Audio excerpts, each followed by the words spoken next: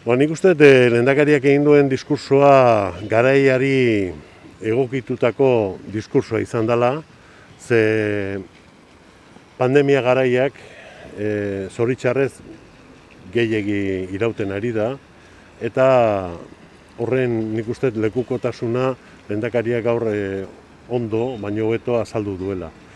Hau da, gutako bakoitzak sentitu dezakegu pandemiaren aurrean, halako garapen bat eduki dugula, baina momentu honetan antzematen dira bi lerro nagusi, bat norbanako eskubide individualen aldarrikapena.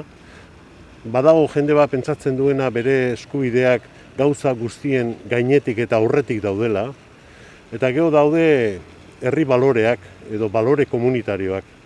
Eta hauek errebindikatzera azaldu da lehendakaria. Eta guk bat egiten dugu berarekin. Zatik azkenean, balore komunitario horiek edo herri baloreak indartzen dute ez bakarrik herria edo gizartea, baita ere persona bakoitza. Ez dago bakardade hortatik edo norberekeri hortatikan gizarte bat eraikitzerik.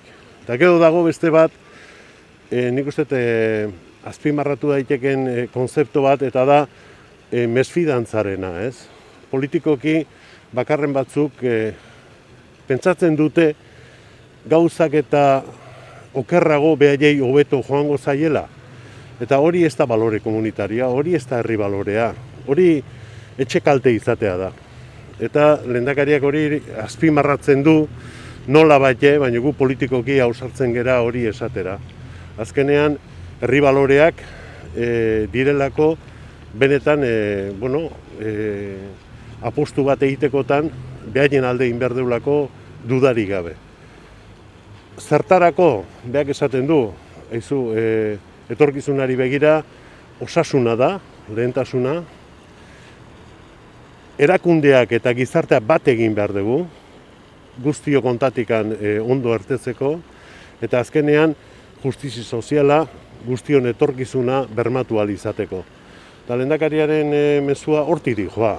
Nik uste herriari zuzendutako mezu bat dela, aitortzen ditu nolabaiteko utsuneak ere, zatikan pandemia hau ez da gauza tasatu bat iraganean aztertu duguna, baizikan desafio berrietara bultzatzen gaituen pandemia bada, eta hori guzti hori aitortuz, esaten du, etorkizuna guztion artean irabazi behar dugu, eta horretarako erakundeak eta gizartea bat egin behar dugu.